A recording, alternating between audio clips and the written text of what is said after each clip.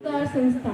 का 2003 में गठन किया, जिसके आप वर्तमान में अध्यक्ष हैं। समाज में व्याप्त कुरीतियों की समाप्त करने के लिए समाज सुधार नियंत्रण काम कर रहे हैं। सिविल सोसाइटी से जुड़कर अत्याचार के खिलाफ भी कार्य कर रहे हैं। आपको मैं आपके उद्बोधन के लिए मंच पर आमंत्रित हूं।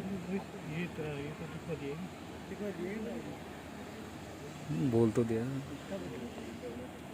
कल ही बोला था आपने।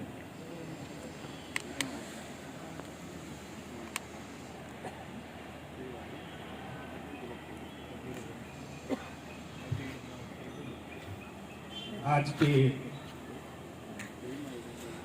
समर्पण संस्था के गणतंत्र दिवस समारोह में उपस्थित मुख्य अतिथि डॉक्टर जगदीश प्रसाद साहब, डॉक्टर सुमन मौर्य, श्रीमती अनीता मेहरा जी, श्री श्याम मोहन व्यास, श्री राजकुमार जी जैन साहब और संस्था के मुख्य सलाहकार व पूर्व जिला न्यायाधीश श्री निधि चंद बालूपाल साहब, BL मेहगा साहब, रविंद्र कुमार पुरकित और श्री खंडेलवाल साहब, सुरेश जी, श्रीमती मीनाक्षी जी और नॉट लीस्ट रोहफुल बाबूपाल और सुविज्ञा माला। दरअसल जो समर्पण का नाम ही नहीं बल्कि मैंने इसको चरितार्थ होते हुए देखा है। न केवल कार्य में बल्कि आपके आचरण के अंदर भी मैंने महसूस किया है। आपके श्री दौलत राम जी माला साहब, डॉक्टर दौलत राम जी माला साहब जो संस्थापक अध्यक्ष हैं, जो सबसे पहले आपको बता रहे थे, विवरण दे रहे थे संस्था का, तो जिस तरह से उनके शब्दों के अंदर फूट फूट करके दया भाव, त्याग, सेवा और समानता की जो बात आप जो कह रहे थे और जिस प्रकार से जीवन के महत्वपूर्ण आशयों को आप जब बात कर रहे थे कि हम प्रकृति से केवल हमने शरीर प्राप्त किया है, ज्ञानार्जन किया है, लेकिन वो भी प्रकृति का ही है और जो कुछ अपने पास में है वो अपने को समर्पण कर देना, इसी में ही आनंद है। ये जो आपने शब्द कहे रियली बहुत ही प्रेरणादायक हैं, बहुत ही एक ऐसे विचारवान और त्यागी पुरुष के मुँह से ही प्रकट हो सकते हैं, क्योंकि शब्द भी ऐसे नहीं निकल सकते हैं। शब्द भी जिसके अंदर त्याग होगा, सेवा भाव होगा, उसी के मुँह से निकल सकते हैं। साथियों, जिस संस्थान के आप संस्थापक हैं, उन्होंने मुझे, यद्यपि मेरे हिंदी श्री बरपाल साहब ने मुझे इस संस्था के बारे में अवगत करवाया, मैं उनका सबसे पहले बहुत बहुत धन्यवाद ज्ञापन करूंगा। बहुत शुक्रगुजार हूँ कि मुझे ऐसी संस्था से अवगत करवाया। और इसके बाद में डॉक्टर माला साहब का मैं धन्यवाद ज्ञापन करूंगा, क्योंकि आपने जिस सब्जेक्ट को पकड़ा है, जिस भावों को पकड़ा है, मानवतावादी, समतावादी और फिर इसके साथ में शील और प्रज्ञा और करुणा, ये तीन शब्द भगवान बुद्ध ने दिए थे और ये तीनों शब्द आपके संस्था के केंद्र आ रहे हैं, समर्पण केंद्र आ रहे हैं। तो आप एक बहुत ही उच्च कोटि का काम कर रहे हैं, समाज के अंदर पे बैक टू सोसाइटी का काम कर रहे हैं कि हम जो कुछ प्राप्त कर रहे हैं उसमें से कुछ संस्थान हम समाज को वापस लौटाएं। आप को मैं इसके लिए बहुत बहुत धन्यवाद करूंगा और ऐसे कोविटेड मंच के पर मुझे अध्यक्षता के नाते चुना, मैं आपका बहुत बहुत आभार व्यक्त। साथियों, सरकारी योजना में संविधान के प्रमुख शिल्पकार डॉक्टर अम्बेडकर साहब ने एक बार कहा था कि कहा क्या था 26 जनवरी 1950 26 नवंबर को 26 नवंबर 1950 को जब संविधान की जो कॉपी डॉक्टर राजेंद्र प्रसाद साहब को समर्पित कर रहे थे और उस दौरान उन्होंने भाषण दिया। उनका भाषण उस टाइम भी बहुत ऐतिहासिक भाषण था। उसमें उन्होंने कहा और चेताया था, रात्र में तो ये कहूँ कि संविधान कितना भी अच्छा क्यों न हो और ये सर्वश्रेष्ठ संविधान है, लेकिन ये कितना भी अच्छा क्यों न हो, जब तक इसको चलाने वाले अगर सही तरीके से जैसे संवैधानिक व्यवस्था उसके अनुसार काम नहीं करेंगे तो ये संविधान एक केवल पन्नों की किताब रह जाएगी। इसी प्रकार से आज आपने मेरे को काफ़ी योजनाएं भेजी थी, शायद राज्य सरकार की और भारत सरकार की योजनाएं, और इतनी योजनाएं हैं वो कि अगर उन योजनाओं को धरती पर क्रियान्वित कर दी जाए, धरातल के पर लाया जाए, तो मैं सोचता हूँ कि भारत के अंदर कोई आदमी गरीब नहीं रह सकता, कोई आदमी असहाय नहीं हो सकता, कोई आदमी निर्धन नहीं रह सकता। तो जो योजनाएं हैं वो योजनाएं मुख्य तौर पर तीन टाइप की, मोटे तौर पर तीन टाइप की योजनाएं कह सकते हैं अपन। जो एक तो स्ट्रक्चरल टाइप की हैं, जिसके अंदर देश के अंदर औद्योगिक और निर्माण कार्यों को बढ़ावा देने के हिसाब से, जैसे जिसके अंदर कैपिटल गेन्स के ऊपर छूट है या उनको इंटरेस्ट पे छूट है, इलेक्ट्रिसिटी के ऊपर छूट है, वाटर के ऊपर छूट है, काफ़ी चीज़ों के अंदर छूट है, उनको ब्याज पे छूट है, उनको जब वो रुग्ण इकाई हो जाती है, जब भी छूट होती है, तो वो देश को औद्योगिक ऊंचाइयों तक ले जाने के हिसाब से उनमें छूटें दी गई हैं। दूसरी योजनाएं हैं जो कि हमारे किसानों को दी जाती हैं, जो उसमें देश में उत्पादन ज़्यादा से ज़्यादा बढ़े, इसमें फव्वारा सिंचाई योजनाएं हैं आपके, इसमें भी उनको भी छूट दी जाती है, काफ़ी प्रकार की छूटें दी जाती हैं, ब्याज की छूट दी जाती है, ऋण माफ़ भी किए जाते हैं, जो लोन है वो माफ़ भी किए जाते हैं। और तीसरी बात जो मैं कहूँगा, जिसके अंदर समाज को सशक्त बनाने के लिए बहुत सी योजनाएं चल रही हैं, जिसके अंदर लड़कियों के लिए अनेक योजनाएं हैं, SC/ST की स्टूडेंट्स के लिए बहुत सी योजनाएं हैं, और विधवाओं के लिए। मतलब मैं जो योजनाएं देख रहा था, मुझे कोई ऐसा कोई क्षेत्र नहीं मिला जिसके अंदर योजनाएं नहीं हैं, लेकिन अनफॉर्चुनेटली वो योजनाएं, कुछ योजनाओं के अलावा जिसके अंदर जैसे डॉक्टर जगदीश प्रसाद साहब जैसे उत्साही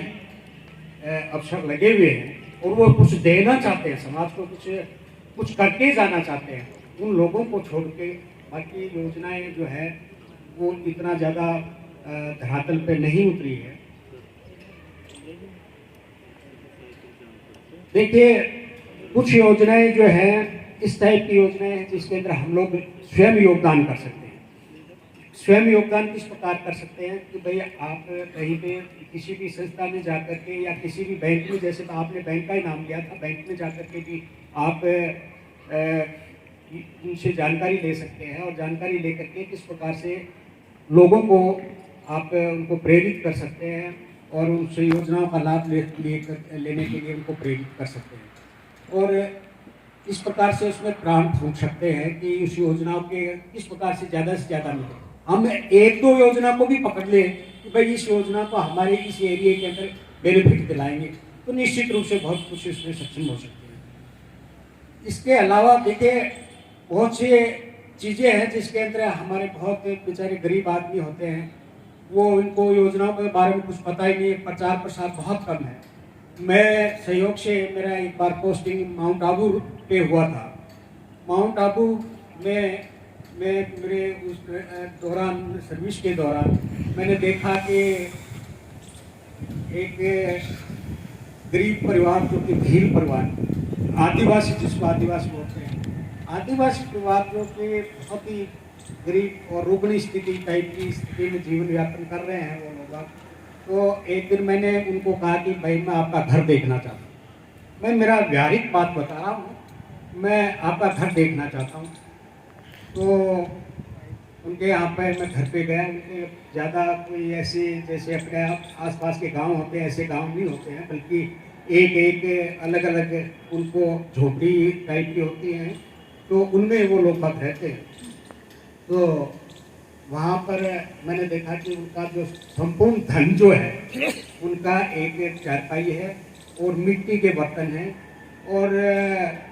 बस इसके अलावा कुछ नहीं। बच्चे भी जैसे कोई कपड़े पहन रखा है तो ठीक है, नहीं है तो कोई भी नहीं है।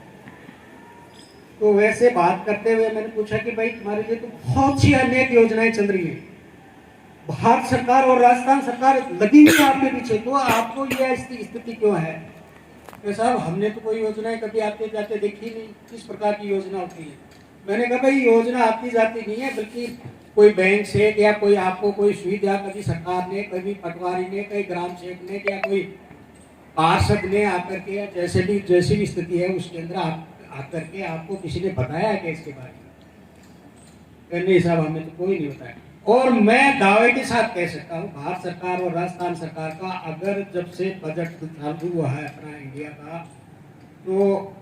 जो बजट आदिवासी क्षेत्र में दिया गया, टीएसपी क्षेत्र में जिसको ट्राइबल सब प्लान एरिया बोलते हैं, उनके लिए अलग से बजट की योजना भी शायद इस बार जैसे पेपर में मैंने पढ़ा था कि शायद अलग से बजट कर रहे हैं। तो इतना बजट दे चुके हैं, शायद इतना खरबों के अंदर अगर उसको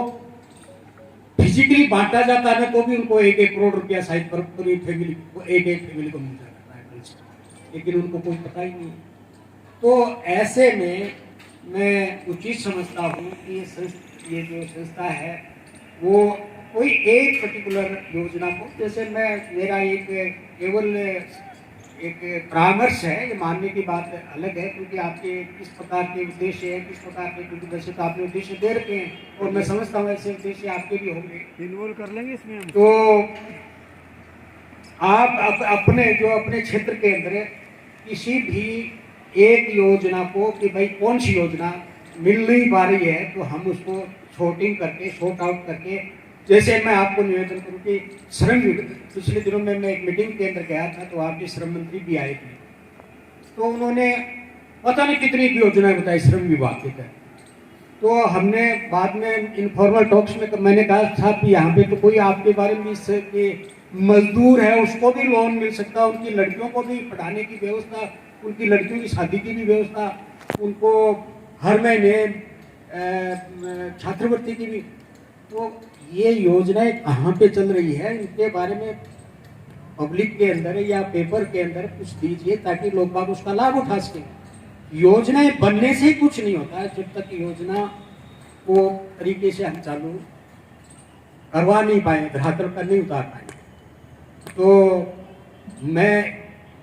आपसे केवल इस एक श्रम योजना के तहत ही मैं एक बार कितने का, हमारे यहाँ पे बहुत से कारीगर मिस्त्री वगैरह ये जो है निर्माण कार्यों में लगे हुए हैं, उनको आइडेंटिफाई करवा करके उनको केवल रजिस्ट्रेशन करवाना है, फिर उनके ऑटोमेटिक ये योजनाएं लागू हो जाए।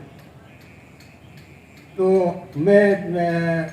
इस बारे में मेरा स्वयं का एग्जांपल मैं देना चाहूँगा कि डॉक्टर दौलत राम जी माल्या साहब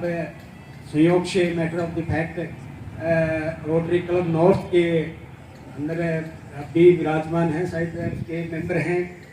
मैं भी उसके अंदर मेंबर रहा हुआ हूँ। और मेरे मेंबरशिप के दौरान मैंने प्रयत्न करके, वैसे मैंने देखा है कि रोटरी क्लब जनरली क्या है कि संभ्रांत जिला पे सिलेक्ट करता है और वो जो